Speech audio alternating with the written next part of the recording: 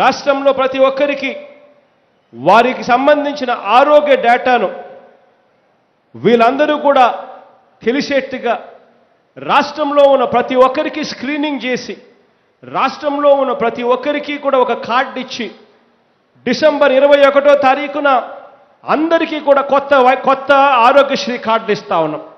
ఆ కొత్త ఆరోగ్యశ్రీ కార్డులలో వాళ్ళ ఆరోగ్య పరీక్షలకు సంబంధించిన వారికి ఒక డేటా స్టోరేజ్ కార్డుకు డేటా స్టోరేజ్ ఫెసిలిటీ కూడా కల్పిస్తూ వీళ్ళందరికీ కూడా కొత్త ఆరోగ్యశ్రీ కార్డులు ఇస్తే వీళ్ళందరి చేతుల్లోనూ ఆ కార్డు పెట్టబోతా ఉన్నాం. ఆ కార్డు తీసుకొని ఏ హాస్పిటల్లోకి పోతే వాళ్ళకు సంబంధించిన బ్యాక్గ్రౌండ్ ఏమిటి, వాళ్ళకు సంబంధించి వాళ్ళకి ఎటువంటి వ్యాధులు వాళ్ళకి ఏమైనా ఉన్నాయా లేవా, వాళ్ళకి సంబంధించిన బ్లడ్ ఏంది, వాళ్ళకి సంబంధించిన ఏ గ్రూప్ బ్లడ్, ఇవన్నీకి సంబంధించిన వివరాలన్నీ కూడా వాళ్ళందరికీ కూడా ఆరోగ్యశ్రీ కార్డులో పర్మనెంట్గా స్టోర్ అయ్యే విధంగా డేటా స్టోరేజ్తో కూడిన ఫెసిలిటీతో కూడిన ఆరోగ్యశ్రీ కార్డు కూడా డిసెంబర్ 21వ తారీఖు నుంచి ఆరోగ్యశ్రీ కొత్త కార్డులను కూడా పంపిణీ చేయబోతా ఉన్నాం. 1000 రూపాయలు దాటితే ప్రతి వైద్యాన్ని కూడా ఆరోగ్యశ్రీ పరిధిలోకి తీసుకొస్తాము అని చెప్పి ఒక దృఢ నిశ్చయంతో ప్రభుత్వం అడుగులు వేస్తూ ఉంది. ఇది జరగాలి అనంటే ఇది ఒక పెద్ద కార్యక్రమానికి శ్రీకారం చుట్టినట్టే. ఇది జరగాలి అనంటే మన దగ్గర ఉన్న హాస్పిటళ్ళు పనితీరులు కూడా పూర్తిగా మెరుగుపరచాలి. ప్రతి హాస్పిటలు ఈరోజు మంది ఏదైతే ఉందో ఆ హాస్పిటల్ను పరిస్థితిని కూడా పూర్తిగా మార్చితేనే ఇది జరుగుతుంది. వీటి అన్నిటికీ కూడా శ్రీకారం చుట్టబోతా ఉన్నాం. 1200 వ్యాధులకు రాష్ట్ర వ్యాప్తంగా ఇప్పుడు ఉన్న 1000 వ్యాధులను పూర్తిగా 1200 వ్యాధులను చేస్తూ డెంగ్యూ మలేరియా ఇటువంటివన్నీ కూడా పరిధిలోకి తీసుకొస్తూ ఆరోగ్యశ్రీ ద్వారా ఇటువంటి రోగాలను కూడా ఉచితంగా వైద్యం అందించేందుకు జనవరి 1 నుంచి శ్రీకారం చుట్టబోతా ఉన్నాం. అదే జనవరి 1వ తారీఖునే 2000 వ్యాధులకు పూర్తిగా ఆరోగ్యశ్రీ పరిధిని పెంచుతూ పశ్చిమ గోదావరి జిల్లాలో ఒక పైలట్ ప్రాజెక్టును కూడా చేయబోతా ఉన్నాం. 3 నెలల పాటు ఆ పైలట్ ప్రాజెక్ట్ వెస్ట్ గోదావరి జిల్లాలో చేసిన తర్వాత ఆ తర్వాత ప్రతి జిల్లాలోనూ కూడా రేపు సంవత్సరం ఏప్రిల్ 1వ తారీఖు నుంచి ఏప్రిల్ నుంచి ప్రతి నెల ఒక జిల్లా యాడ్ చేసుకుంటూ పోయి ప్రతి జిల్లాను కూడా 2000 వ్యాధుల దాకా తీసుకొని పోయి ఆరోగ్యశ్రీ పరిధిలోకి తీసుకొని వచ్చి నెలకొక జిల్లా చొప్పున ఏప్రిల్ నుంచి యాడ్ చేసుకుంటూ పోతామని చెప్పి కూడా సగర్వంగా చెప్తా ఉన్నాను. 1000 రూపాయలు దాటితే ప్రతి ఒక్కరిని కూడా ఆరోగ్యశ్రీ పరిధిలోకి ఉచితంగా తీసుకొచ్చే దానికోసం అడుగులు వేస్తా ఉన్నామని చెప్పి కూడా సగర్వంగా ఈ వేదిక మీద నుంచి చెప్తా ఉన్నాం. రాష్ట్రం వెలుపల కూడా ఇదే అనంతపురం మనకు బెంగళూరు దగ్గరే, పక్కనే బెంగళూరు కనిపిస్తుంది. బెంగళూరులో వైద్యం చేయించుకోవాలి అని అనుకుంటే కూడా అక్కడ మంచి హాస్పిటల్స్ ఉన్నాయి, సూపర్ స్పెషాలిటీ హాస్పిటల్స్ ఉన్నాయి, కానీ అక్కడ వైద్యం చేయించుకోలేని పరిస్థితిలో ఉంది.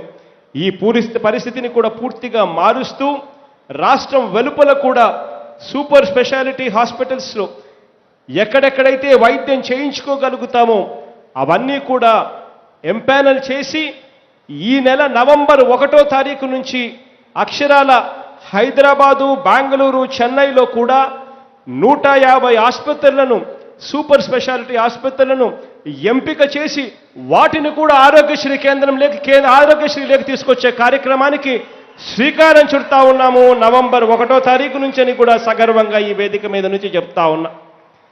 ఇదే కాకుండా అక్షరాల 10,000 రూపాయలు పెన్షన్ ఇస్తా ఉన్నాం డయాలసిస్ చేసుకుంటా ఉన్న కిడ్నీ వ్యాధిగ్రస్తులందరికీ కూడా.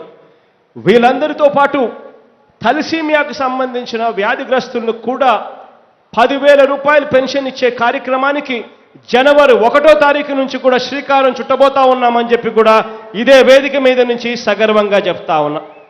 ఇది కాక గ్రామాలలో పెరాలసిస్ వచ్చిన పరిస్థితులు కనిపిస్తూ ఉన్నాయి. పెరాలసిస్ వచ్చిన పరిస్థితిలో ఉన్న వాళ్ళను పట్టించుకునే పరిస్థితి లేదు. మస్క్యులర్ డిస్ట్రోఫీ, పెరాలసిస్ ఇటువంటివన్నీ కూడా ఎవరూ కూడా పట్టించుకోలేని పరిస్థితిలో ఉన్న వ్యాధిగ్రస్తులను కూడా దృష్టిలో పెట్టుకొని వీళ్ళందరి కోసం కూడా మరో 4 రోగాలకు సంబంధించిన వాళ్ళందరికీ కూడా 5,000 రూపాయలు పెన్షన్ ఇస్తూ వీళ్ళందరికీ కూడా జనవరి 1వ తారీఖు నుంచి కూడా శ్రీకారం చుట్టబోతా ఉన్నామని చెప్పి సగర్వంగా ఈ వేదిక మీద నుంచి మరొక్కసారి తెలియజేస్తా ఉన్నాను. ఇదే కాకుండా ఆపరేషన్ చేయించుకున్న తర్వాత పోస్ట్ ఆపరేషన్ కింద వీళ్ళందరూ కూడా పనులు చేసుకోలేని పరిస్థితిలో ఉంటారు. వాళ్ళందరికీ కూడా రెస్ట్ తీసుకునే టైంలో కూడా వాళ్ళందరికీ కూడా మంచి జరిగించాలి, వాళ్ళ కుటుంబాలు పస్తుపడుకునే పరిస్థితి రాకూడదు అని చెప్పి వారందరి కోసం కూడా మంచి చేసేందుకు వారందరికీ కూడా నెలకు 5,000 రూపాయలు చొప్పున డిసెంబర్ నుంచి వీళ్ళందరికీ కూడా 5,000 రూపాయల చొప్పున పోస్ట్ ఆపరేటివ్ కేర్ కింద డబ్బులు ఇవ్వబోతా ఉన్నామని చెప్పి సగర్వంగా ఈ వేదిక మీద నుంచి చెప్తా ఉన్నా. రోజుకు 225 రూపాయలు చొప్పున వీళ్ళకు నెలలోపు అయితే ఇస్తారు. నెల కన్నా ఎక్కువ ఉంటే నెలకు 5,000 రూపాయలు చొప్పున ఎన్ని నెలలైనా కూడా వాళ్ళు ఇన్ని నెలలు రెస్ట్ తీసుకోవాలని అనుకుంటే వాళ్ళకు ఇన్ని నెలల పాటు నెలకు 5,000 రూపాయలు చొప్పున వాళ్ళ చేతుల్లో పెట్టి ఆ ప్రతి కుటుంబ సభ్యుడికి కూడా ఇంట్లో పస్తు పడుకునే పరిస్థితి రాకుండా ఆపరేషన్ అయిన తర్వాత కూడా ఆ పేదవాడు చిరునవ్వుతోనే ఇంట్లో బతికే పరిస్థితిని తీసుకొచ్చేదానికి ఈ సంవత్సరం డిసెంబర్ నుంచి ఈ కార్యక్రమానికి శ్రీకారం చుడతా ఉన్నామని చెప్పి కూడా సగర్వంగా ఈ వేదిక మీద నుంచి తెలియజేస్తా ఉన్నాను. ఆరోగ్యశ్రీ హాస్పిటల్స్, నెట్వర్క్ హాస్పిటల్స్లో ఉన్న పరిస్థితులు మీరంతా కూడా చూస్తూ ఉన్నారు. అధికారంలోకి వచ్చే సమయానికి నెట్వర్క్ హాస్పిటల్కి ఇవ్వాల్సిన బకాయిలు ఎంత అని చూస్తే అధికారంలోకి వచ్చే నాటికి మే నాటికే అక్షరాల 650 కోట్ల రూపాయలు బకాయిలు కనిపించాయి. ఆ నెట్వర్క్ హాస్పిటల్స్కు గతంలో పెట్టిన ఆ బకాయిలన్నీ కూడా క్లీన్ చేసుకుంటూ వస్తూ ఉన్నాం. ఇప్పటికే 650 కోట్లకు గాను 540 కోట్ల రూపాయలు గత బకాయిలు ఇప్పటికే ఇవ్వడం జరిగింది. మే 30వ తేదీ నాటికి ఉన్న బకాయిలన్నీ కూడా ఇక మిగిలిన బకాయిలు కూడా పూర్తిగా మెల్లమెల్లగా క్లియర్ చేసుకుంటూ వస్తే ఆ నెట్వర్క్ హాస్పిటల్స్లో ఊపిరి నింపుతాం.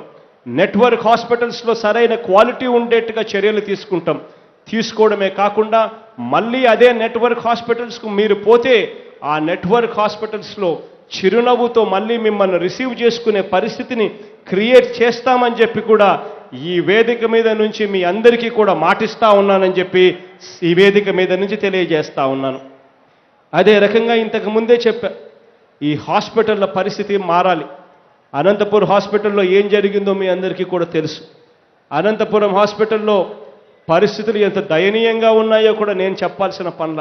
ఒక అనంతపురం హాస్పిటలే కాదు, ఏ ప్రభుత్వ రంగ హాస్పిటల్ తీసుకున్నా గత 5 సంవత్సరాలలో ఎవరూ కూడా ఆ హాస్పిటల్ను పట్టించుకున్న దాఖలాలు లేవు.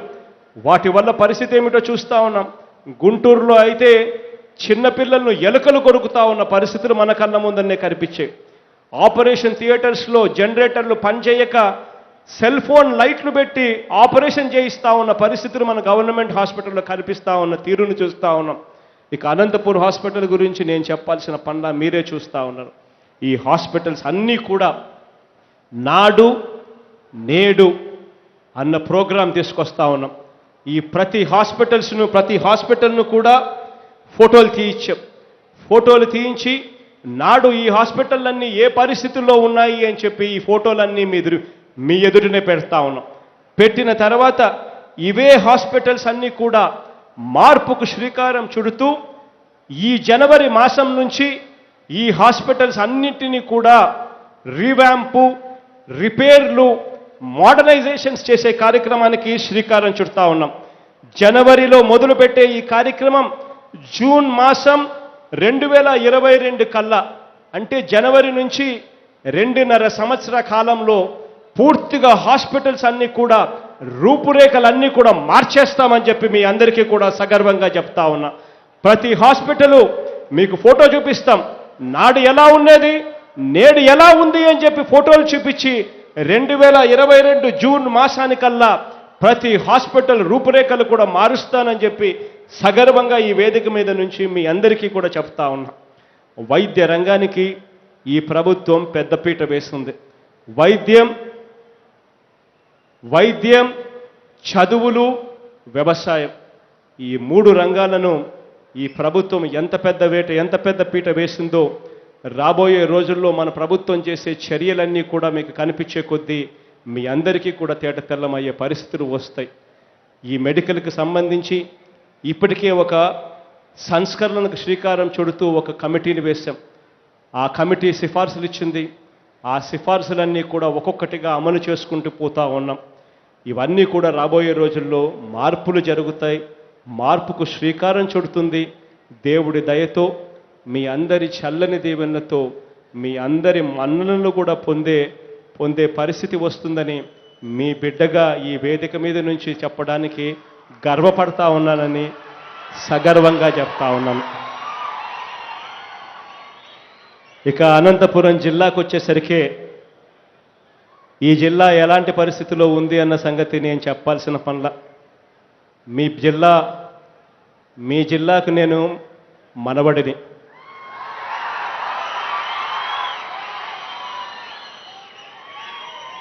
అమ్మ విజయమ్మ మీ జిల్లా ఆడపడచు.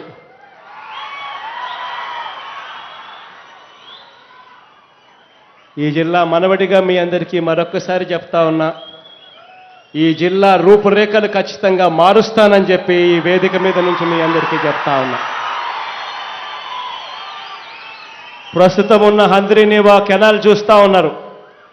ఈ హంద్రీనీవా కెనాల్లో ప్రస్తుతం 2200 క్యూసెక్స్ కూడా నీళ్లు డిశ్చార్జ్ చేయని పరిస్థితిలో ఈ కాలువ కనిపిస్తూ ఉంది.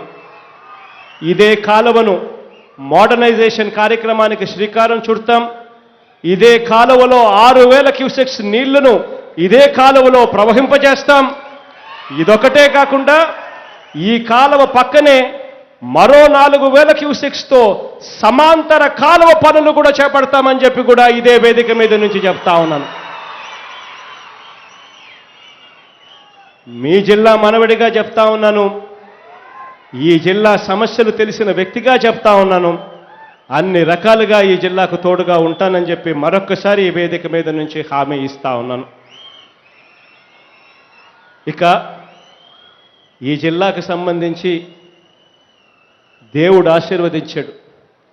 10 సంవత్సరాలలో ఎప్పుడూ కూడా చెరువులు నిండడం అన్నది ఈ పరిస్థితిలో ఎప్పుడూ కూడా చూడాల. గతంలో ఆ దివంగత నేత ప్రీతమ నాయకుడు రాజశేఖర రెడ్డి గారి నాన్నగారి హయాంలో చూశాం. మళ్ళీ ఇవాళ దేవుడు ఆ నాన్నగారి బిడ్డ మా మనవడి పరిపాలనలో చూస్తా ఉన్నామని చెప్పి సగర్వంగా ఇక్కడి ప్రజల దగ్గర నుంచి వింటున్న మాటలు కూడా విన్నాం. మీ అందరి తోడు, మీ అందరి ఆశీస్సులు, మీ అందరి దీవెనలు మీ బిడ్డకి ఇవ్వండి. మీ బిడ్డ మీ అందరిని మన్నలను పొందేట్టుగా పరిపాలన చేస్తాడు అని చెప్పి సగర్వంగా మరొక్కసారి ఈ వేదిక మీద నుంచి తెలియజేస్తూ మీ చల్లని దీవెనలకు ఆశీస్సులకు ప్రతి అక్క, ప్రతి చెల్లెమ్మకు, ప్రతి అవ్వ, ప్రతి తాతకు, ప్రతి సోదరుడికి, స్నేహితుడికి, మరీ ముఖ్యంగా నా చిన్న చెల్లెళ్లకు, నా చిన్న తమ్ముళ్లకు అందరికీ కూడా ఈ వేదిక మీద నుంచి కృతజ్ఞతలు తెలుపుకుంటూ మీ ప్రేమానురాగాలకు, ఆప్యాయతలకు హృదయపూర్వకంగా శిరస్సు వంచి మీ అందరి ఆప్యాయతలకు కృతజ్ఞతలు మరొకసారి తెలుపుకుంటూ సెలవు తీసుకుంటాను. జనం కోసమే పుట్టినవాడా పేదెవరు, నిన్న పేదెవరు, ఆ పేదెవరు. మాన్య ముఖ్యమంత్రి గౌరవనీయులు శ్రీ వైఎస్ జగన్మోహన్ రెడ్డి గారికి జిల్లా కలెక్టర్ శ్రీ సత్యనారాయణ గారు జ్ఞాపికను బహూకరిస్తారు. హాయ్ ఫ్రెండ్స్, మా టుడే టుమారో యూట్యూబ్ ఛానల్ చూస్తున్నందుకు చాలా థ్యాంక్స్. మరిన్ని లేటెస్ట్ వీడియోస్ కోసం వెంటనే సబ్స్క్రైబ్ చేయండి. అలాగే ఈ బెల్ ని కూడా రింగ్ చేసేయండి. మా నోటిఫికేషన్స్ అన్ని మీ మొబైల్లో వస్తాయి. అలాగే మా వీడియోస్ మీకు నచ్చితే లైక్ చేయండి, షేర్ చేయండి, నచ్చకపోతే కామెంట్ చేయండి.